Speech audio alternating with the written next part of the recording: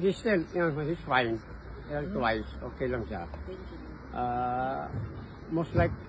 Mostly ang among istoryahan is family affair. So, na-brief na ko siya about si Sarah, Tolong, sila po, maghimo nag-schedule for the Thanksgiving sa mga nag-support sa ila.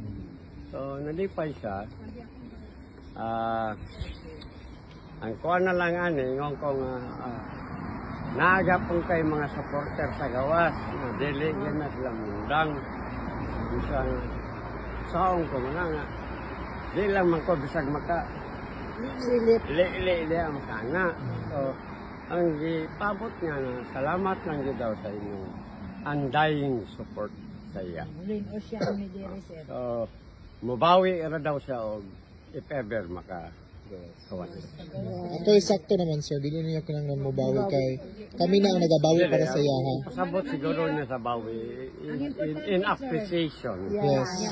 Sa inyong kwan. Pasalamat na ako sa iyo sir, mas yung makauli within this month.